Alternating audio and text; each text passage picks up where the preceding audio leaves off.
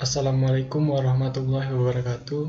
Perkenalkan, nama saya Satrio Abimanyu, NIM C1B020168 dari kelas R004 Manajemen 2020.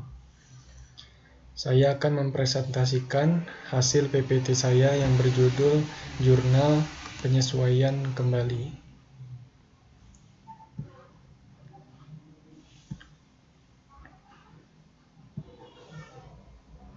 Pengertian dari jurnal penyesuaian kembali atau jurnal pembalik adalah jurnal yang dibuat pada awal periode akuntansi yang sifatnya merupakan kebalikan dari jurnal penyesuaian dari pendapatan dan biaya. Selanjutnya, fungsi. Adapun fungsi dibuatnya adalah yang pertama, mempermudah pencatatan transaksi pada awal periode akuntansi yang baru, terutama yang berhubungan dengan ayat jurnal penyesuaian.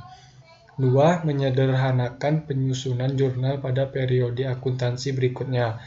Jurnal pembalik dapat memberikan manfaat bila perusahaan membuat ayat jurnal yang jumlahnya banyak. 3. Meminimalkan kesalahan atau kekeliruan yang mungkin bisa terjadi, seperti menghindari pengakuan biaya atau pendapatan yang double karena penyusunan ayat jurnal penyesuaian. Akun.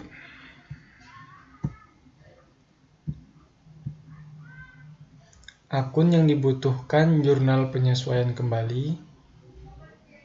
Tidak semua akun dalam jurnal penyesuaian membutuhkan jurnal pembalik. Tanda-tanda suatu akun jurnal penyesuaian membutuhkan jurnal ini adalah apabila suatu akun jurnal penyesuaian memunculkan akun real yang baru atau belum terlihat di neraca saldo.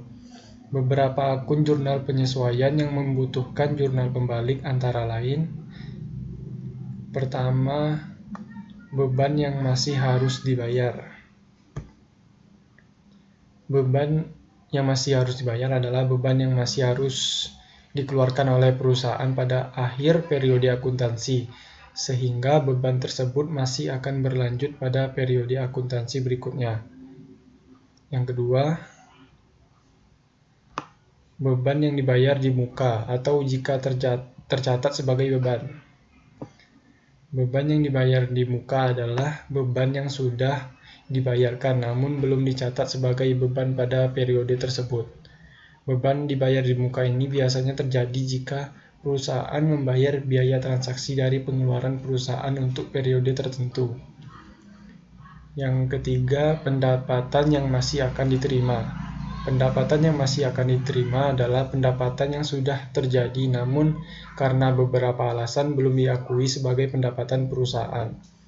Yang keempat, pendapatan yang diterima di muka atau jika tercatat sebagai pendapatan. Pendapatan diterima di muka adalah pendapatan yang diterima oleh perusahaan pada awal transaksi yang belum dilakukan kepada pelanggan. Yang kelima, pemakaian atas perlengkapan atau bila tercatat sebagai beban. Perlengkapan yang digunakan secara terus-menerus oleh perusahaan kemudian dicatat sebagai beban dalam ayat jurnal penyesuaian. Selanjutnya, Tujuan dibuatnya jurnal penyesuaian yang pertama, mempermudah pencatatan transaksi di awal periode akuntansi yang baru, terutama yang berhubungan langsung dengan ayat penyesuaian. Yang kedua, guna menghindari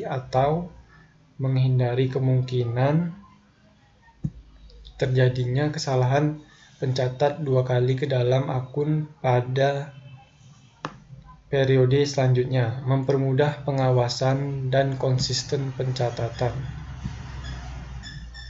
Kesimpulan yang dapat saya simpulkan ialah jurnal pembalik adalah jurnal yang membalik jurnal penyesuaian.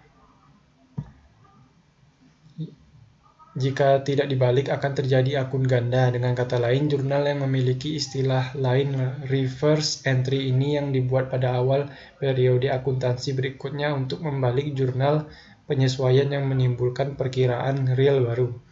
Jurnal ini merupakan jurnal yang sengaja dibuat untuk membalik beberapa jurnal penyesuaian tertentu yang sudah disusun pada periode sebelumnya.